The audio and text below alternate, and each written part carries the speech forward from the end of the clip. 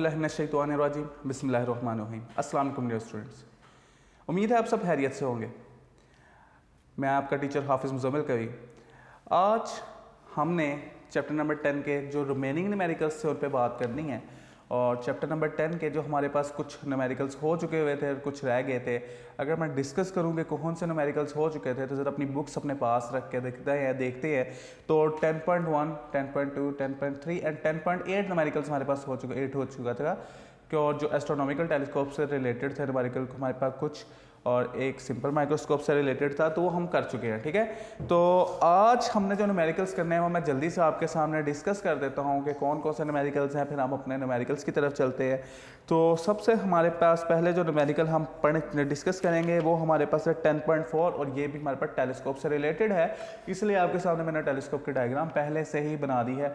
ठीक है, तो जो हमने पिछले लेक्चर में भी डिस्कस की थी, इसके यहाँ पर जो बातें होंगी उनको भी हम यहाँ पर डिस्कस कर लेंगे। ठीक है, और हमारे पास इसके बाद 10.6 होगा। 10.6 के बाद हमारे पास जो न्यूमेरिकल एक रह गया है वो हमारे पास कौन सा जी, 10.9। ठीक है, तो ये 3 न्यूमेरिकल्स हैं, आज इनको ख़त्म करते हैं। तो बुक्स अपने पास रखें, बड़े गौर से देखना है बातों को। ठीक है, ये थोड़े से लेंथी न्यूमेरिकल्स हैं, तो हमारे पास एक ही लेक्चर में इंशाल्लाह ये कवर कर लेंगे हम। तो 10.4 पे बात करें तो पहले मैं इसकी स्टेटमेंट बोल देता हूँ, स्टेटमेंट मैं आपको समझाता हूँ इसकी। कहता है सिंपल एस्ट्रोनॉमिकल टेलीस्कोप, ये टेलीस्कोप से रिलेटेड है। ठीक है, पहले भी बता दिया मैंने आपको। In normal adjustment has an objective of focal length 100 centimetre and an eyepiece of focal length 5 centimetre. एक एस्ट्रोनॉमिकल टेलीस्कोप है और वह नॉर्मल एडजस्टमेंट में है। ठीक है, नॉर्मल एडजस्टमेंट का क्या मतलब है वो मैं आपको समझाता हूँ, लेकिन पहले हम इसका डाटा लिख लेते हैं। कहता है जी फोकल लेंथ ऑब्जेक्टिव लेंथ की कितनी है, 100 सेंटीमीटर। तो फोकल लेंथ ऑब्जेक्टिव कितनी है, 100 सेंटीमीटर, ये मैं पहले ही लिख चुका हूँ। ठीक है, उसके बाद कहता है आई पीस की फोकल लेंथ कितनी है, 5 सेंटीमीटर। आई पीस की फोकल लेंथ कितनी है जी हमारे पास, 5 सेंटीमीटर। कहता है where is the final image formed, final image कहाँ पे बनेगा। पहली बात ये फाइनल इमेज हम देखेंगे किससे, ये बात तो याद करें ना ज़रा। तो आई पीस की मदद से हम फाइनल इमेज देखा करते थे, और ये सारी बातें जब अभी मैं जाऊँगा बोर्ड पर तो मैं आपको डायग्राम की मदद से याद करवा दूँगा। और अगली बात है जी कैलकुलेट दी एंगुलर मैग्नीफिकेशन। एक तो हमने फाइंड करना है जी कि फाइनल इमेज कहाँ बनेगा, जिसको हम क्यू से शो करेंगे। और चूँकि मैंने कहा आई पीस से देखेंगे तो क्यू ई से रिप्रेजेंट फिलहाल कर दिया है मैंने, लेकिन मैं अभी आपको समझाता हूँ कैसे। तो कहता है calculate the angular magnification, angular magnification हमने फाइंड करनी है। तो ज़रा चलिए बोर्ड पे चलते हैं। 2 चीज़ें हमें फाइंड करनी है, क्यू और एंगुलर मैग्नीफिकेशन।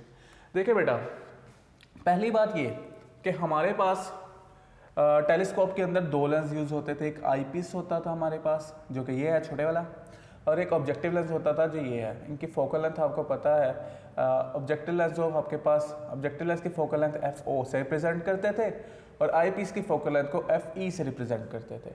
और अब कुछ सूरत हाल इस तरह से है कि हमारे पास उसने बोला है कि वर्ड के नॉर्मल एडजस्टमेंट में है, जिसको हमने टॉप चैप्टर के अंदर समझा भी था। नॉर्मल एडजस्टमेंट का क्या मतलब होता है कि हमारे पास जो ऑब्जेक्टिव की फोकल लेंथ है और आई पीस की फोकल लेंथ है वो दोनों क्या हैं, वो दोनों एक पॉइंट पे, यानी हमने इन लेंस को इस तरह से एडजस्ट किया है कि आपके पास जो आई पीस पड़ा, ऑब्जेक्टिव पड़ा हुआ है, आई पीस की फोकल लेंथ बिल्कुल उसी पॉइंट पे आ रही है।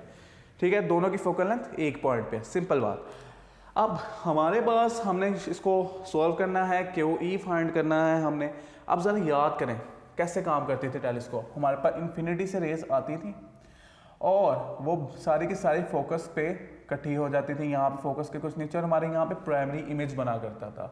ये प्राइमरी इमेज अब हमारे पास आई पीस के लिए ऑब्जेक्ट के तौर पे बिहेव करता था। यहाँ से लाइट की रे टकराती थी और चली जाती थी, यहाँ से भी लाइट की रे टकराती थी, ऑब्जेक्ट इमेज हमारा बना करता था इन्फिनिटी पे। लेकिन यहाँ उसने पूछा इमेज कहाँ बना है, लेकिन हमें एक बात पता है कि आपके पास ऑब्जेक्ट इस टाइम कहाँ पे पड़ा हुआ है, हमारे पास focal length of eyepiece पे। तो अगर मैं यहाँ से ये बात कह दूँ कि हमारे पास यहाँ से यहाँ तक जो डिस्टेंस है, यहाँ पे ऑब्जेक्ट पड़ा हुआ है PE आई पीस के लिहाज से, तो हम ये बोल सकते हैं बहुत आराम से कि ये किसके बराबर होगा, आई पीस की फोकल लेंथ के बराबर होगा, क्योंकि उसी पे तो प्लेस किया है।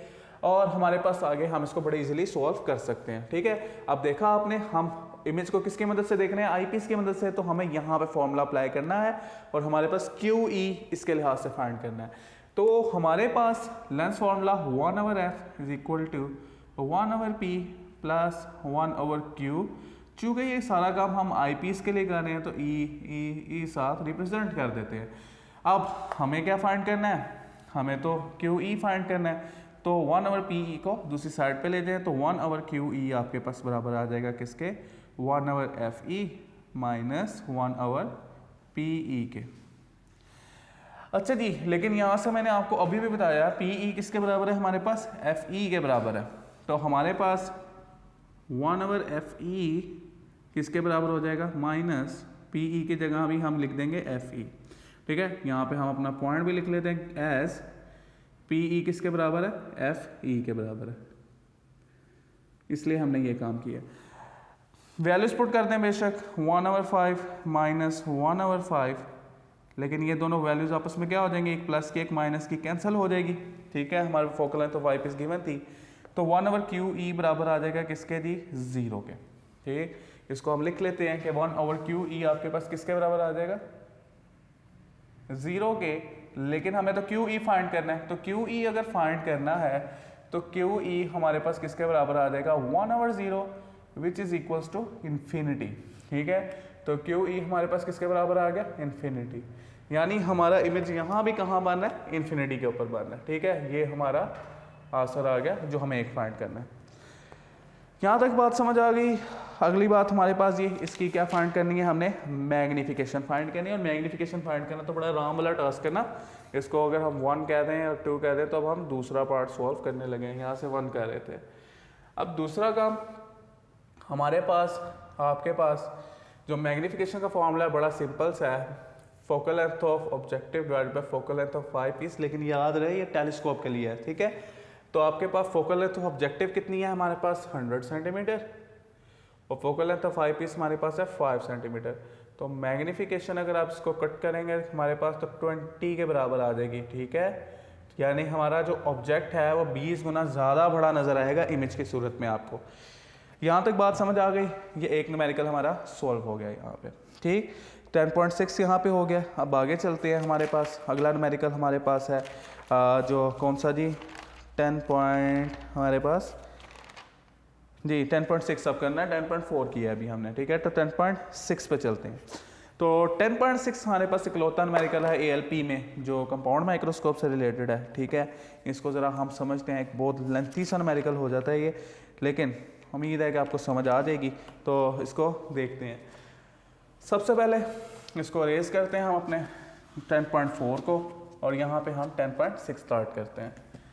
अब चूँकि टेलीस्कोप के न्यूमेरिकल ख़त्म हो चुके हैं तो लिहाजा डायग्राम को भी मैं यहाँ से मिटा रहा हूँ। ये काम हमने ख़त्म कर लिया। अब हमारे पास 10.6 है, और 10.6 के मुताबिक जब मैं चलूँगा तो मैं आपको सारी बातें एक्सप्लेन करता रहूँगा उसके साथ। ज़रा देखिएगा जी, कहता है compound microscope has lens of focal length 1 centimetre. एक कंपाउंड माइक्रोस्कोप है, उसके 2 लेंस उसमें आपको पता है यूज़ होते हैं, कौन कौन सा, एक ऑब्जेक्टिव और एक आई पीस। अगर कहते हैं तो हम यहाँ बना लेते हैं। आपके पास ऑब्जेक्टिव जो था हमारे पास वो छोटी फोकल लेंथ का होता था।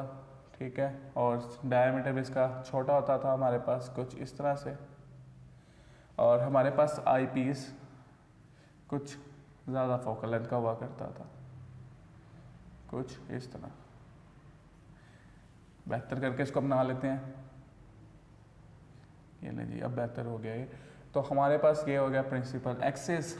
ठीक है, अब हमारे पास आगे क्या होता था, कहता है जी focal length of objective and eyepiece given है। कहता है जी focal length of objective 1 centimetre. अब यहाँ से आपने खुद अंदाज़ा लगाना है कि हमारे पास छोटी फोकल लेंथ किसकी होती थी, यहाँ पे ऑब्जेक्टिव की होती थी। तो फोकल लेंथ ऑफ ऑब्जेक्टिव कितनी है, 1 सेंटीमीटर, और focal length of eyepiece कितनी है हमारे पास, 3 सेंटीमीटर। ठीक है, ये हमने कैसे अंदाज़ा लगाया है, अपनी बात याद रख के कि कंपाउंड माइक्रोस्कोप में जो ऑब्जेक्टिव यूज़ होता है उसकी फोकल लेंथ स्मॉल होती है, और जो आई पीस यूज़ होता है उसकी फोकल लेंथ बड़ी होती है। ठीक है, अब आगे क्या हुआ जी, an object is placed 1.2 centimetre from the objective lens. एक लेंस को प्लेस किया गया 1.2 सेंटीमीटर दूर ऑब्जेक्टिव लेंस से। ये देखें जी, इसकी फोकल लेंथ को भी ज़रा रिप्रेजेंट कर रहा हूँ मैं पहले। तो हमारे पास इसकी फोकल लेंथ को छोटी फोकल लेंथ है, इसकी फोकल लेंथ ये हो गई। हमारे पास आई पीस की फोकल लेंथ कुछ बड़ी फोकल लेंथ, इसको यहाँ से रिप्रेजेंट कर देते हैं।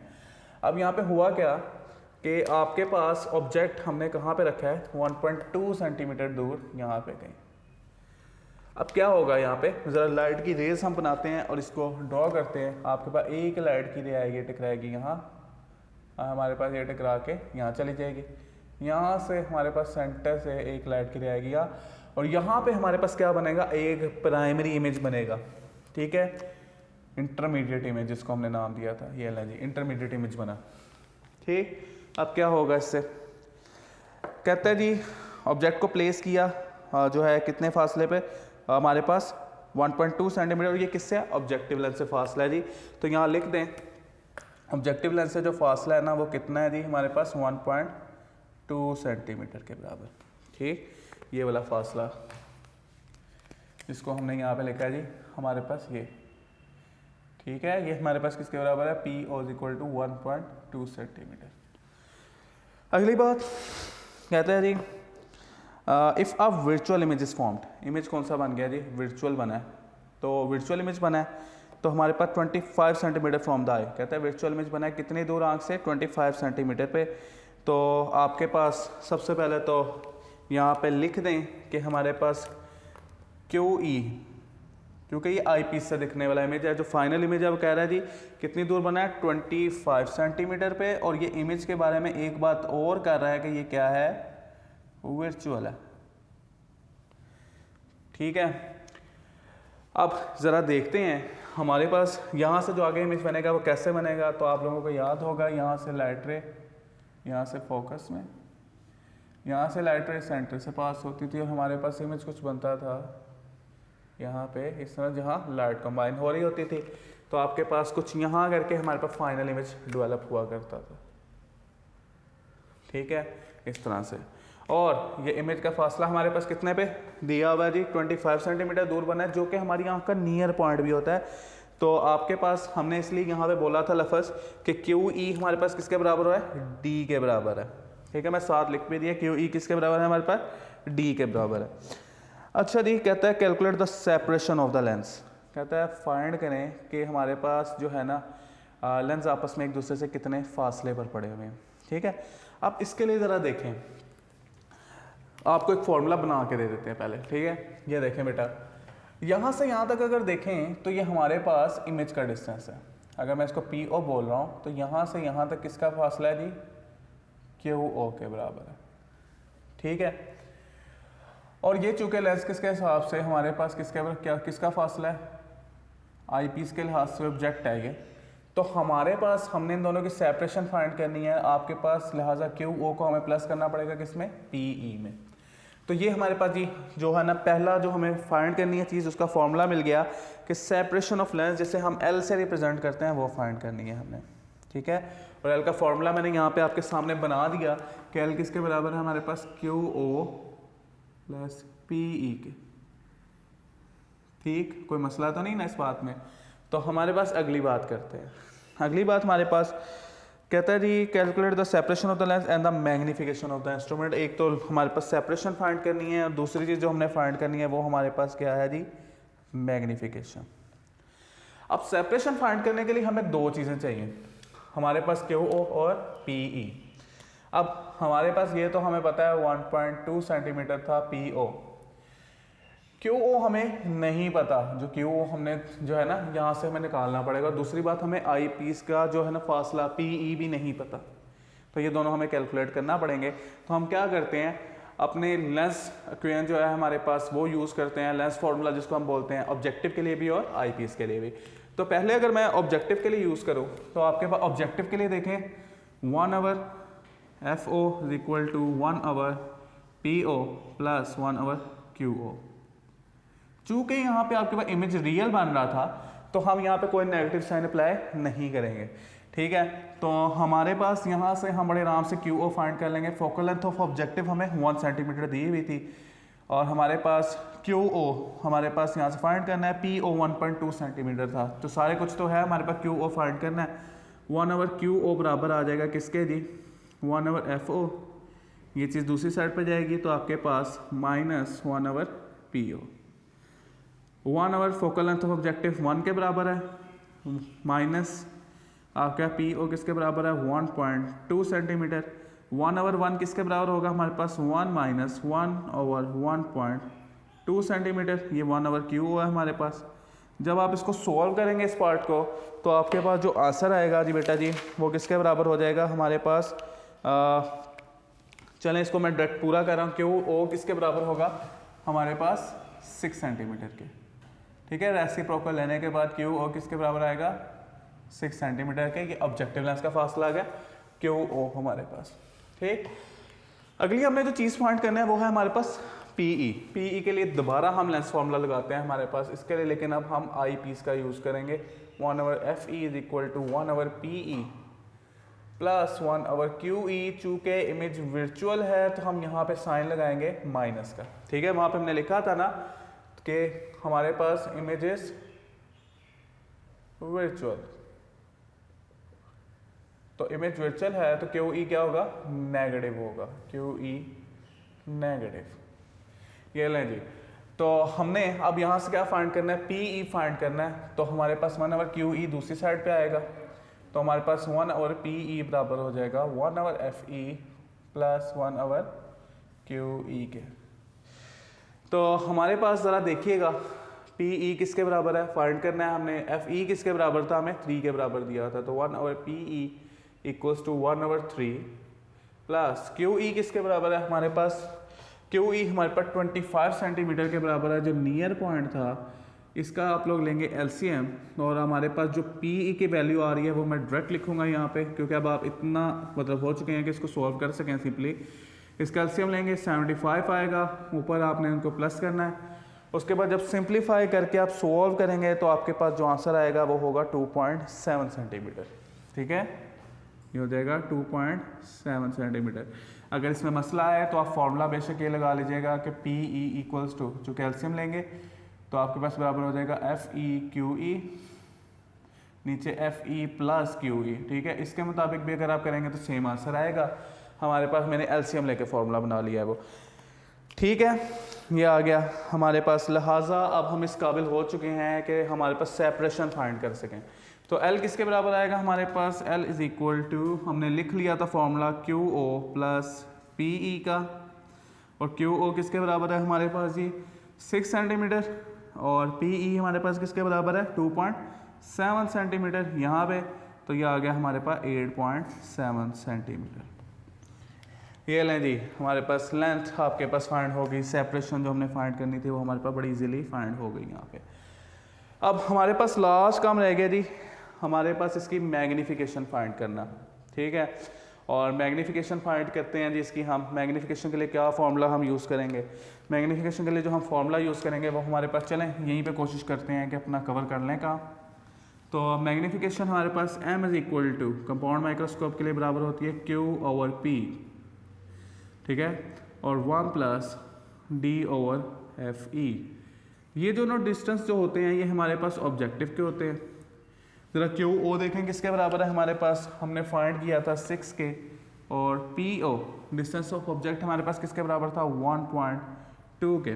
ठीक है, तो ये दो वैल्यूज हमने पुट कर दी। आगे आपके पास 1 प्लस D किसके बराबर है 25, जो हमारे पास नियर पॉइंट होता है आँख का। ठीक है, और FE किसके बराबर, focal length of eyepiece हमारे पास किसके बराबर है 3 के बराबर है। इस सारे को सॉल्व करने के बाद आपके पास जो आंसर आएगा वो होगा हमारे पास अप्रोक्सीमेटली इक्वल्स टू 47 टाइम्स। ठीक है, तो मैग्नीफिकेशन हमारे पास कितनी हो जाएगी यहाँ पे जी 47 टाइम्स। ये लें जी, हमारे पास सारा न्यूमेरिकल इसी बोर्ड पे मौजूद है, ये सॉल्व हो चुका है। ये मुश्किल न्यूमेरिकल नहीं है, इजी है, बस थोड़ा सा लेंथी है। ठीक है, अब हम चलते हैं हमारे लास्ट न्यूमेरिकल की तरफ ALP के मुताबिक। और लास्ट न्यूमेरिकल जो हमारा है वो है 10.9। एक छोटा सा न्यूमेरिकल है लेकिन एक समझने वाला न्यूमेरिकल है। ज़रा इसको हम देखते हैं गौर से।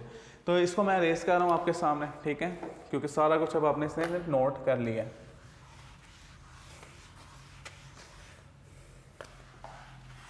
न्यूमेरिकल हमारे पास जो है वो टोटल इंटरनल रिफ्लेक्शन वाले टॉपिक से है। ठीक है, जिसमें हम रिफ्रैक्टिव इंडेक्स पे बात करेंगे, स्नेल्स लॉ यूज़ करेंगे। तो एक इजी सा न्यूमेरिकल है, जरा इसको देखते हैं गौर से। मैं कंपैरिजन फॉर्म में करवाऊंगा जो भी आपको पता लग जाएगा कि किस तरह से है। ये लें जी, 10.9 करने लगे हैं हम। तो 10.9 स्टार्ट करते हैं हम, ठीक है। डाटा सबसे पहले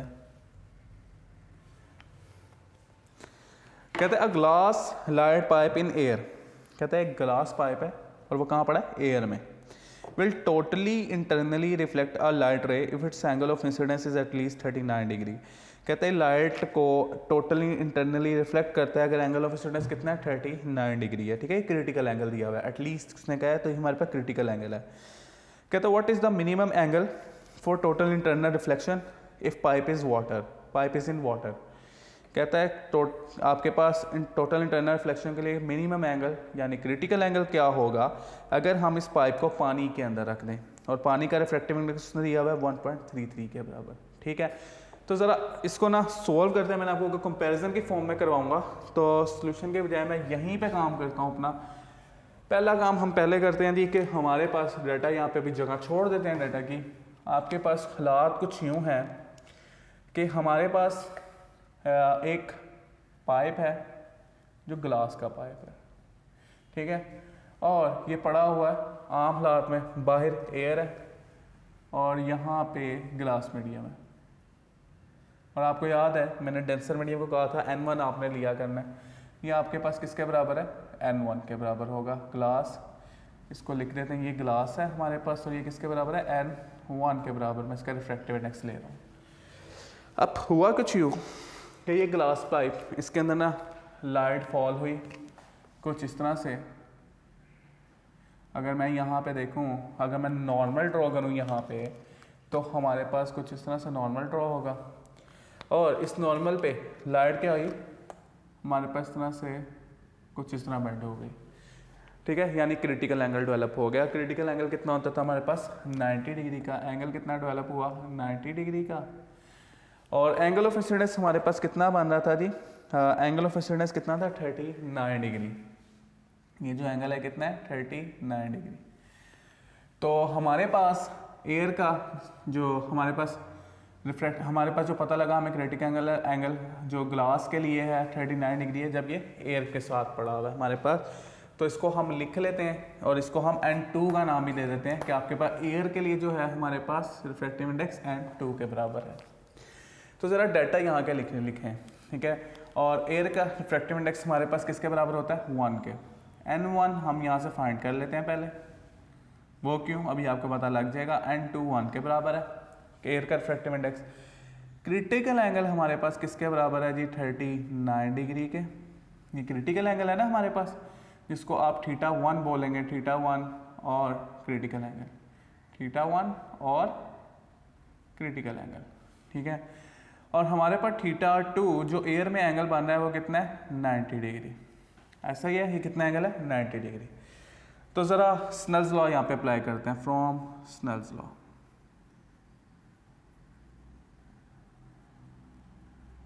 ये चीज़ बराबर हो जाएगी N1 sin θ1 is equal to N2 sin θ2। इसको ही थोड़ा सा चेंज करें हमारे पास, तो आपके पास N1 हम उन्हें फाइंड करना है यहाँ पे, वो क्यों फाइंड करना है वो भी आपको पता लग जाएगा। तो हमारे पास sin θ1 N1 के लिए जो हमारे पास था एंगल, जिसको हम इसको θ1 का नाम दे देते हैं, इसको θ1 ये क्रिटिकल एंगल, ये कितना था, 39 डिग्री। और N2 बराबर था 1 के, और sin θ2 किसके बराबर था, 90 डिग्री के। N1 यहाँ से आपके पास बराबर आएगा किसके, N1 इक्वल्स टू 1 sin 90 किसके बराबर है, 1 के। sin 39 मल्टीप्लाई हो रहा है इधर जाके, डिवाइड, ठीक है। N1 आपके पास बराबर आ जाएगा कैलकुलेशन के बाद 1/sin 39 की, ये बराबर आ जाएगा 1.59 के बराबर, ठीक है।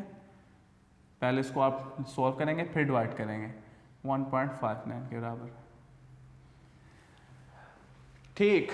यहाँ तक हमारी बात हो गई।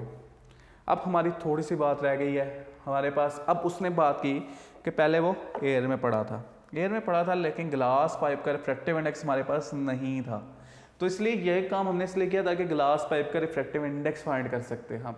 अब ग्लास पाइप का देखा हमने, रिफ्रैक्टिव इंडेक्स एयर के लिहाज से फाइंड कर लिया। अब हमने क्रिटिकल एंगल फाइंड करना है जब ये किस में पड़ा हो, वाटर में पड़ा हो, ठीक है। तो ज़रा देखते हैं हमारे पास एंगल, जो क्रिटिकल एंगल वाटर का हमने फाइंड करना है वो देख लेते हैं। उसके लिए हमारे पास अब क्या करते हैं, सेम पाइप को इंसर्ट कर देते हैं कहाँ पे, हम ये वही पाइप, लेकिन अब ये कहाँ रख देते हैं हम, पानी के अंदर। ये आपके पास क्या है, ये आपके पास ग्लास पाइप वही वाला, इसको अभी भी क्या नाम देंगे, N1 का, और ये अब कहाँ पड़ा हुआ है, वाटर के अंदर, और वाटर का नाम दे देते हैं N2 का। ठीक है, अब देखें हमारे पास हमने क्रिटिकल एंगल फाइंड करना है, वो एंगल, ठीक है। यहाँ पे अगर मैं नॉर्मल ड्रॉ करूँ, ये पहले लाइन भी कि एंगल क्या हो जाए हमारे पास 90 डिग्री, और अगर मैं यहाँ नॉर्मल ड्रॉ करूँ तो कुछ ये हालात होंगे कि ये एंगल ऑफ इंसिडेंस से क्रिटिकल एंगल हमने फाइंड करना है, जबकि आपके पास एंगल ऑफ रिफ्लेक्शन कितना है, 90 डिग्री है। ठीक है, क्रिटिकल एंगल फाइंड करना है हमने वाटर के लिए, लेकिन जो रिफ्रैक्टिव इंडेक्स है हमारे पास वो कितना है, 1.33 है वाटर के लिए।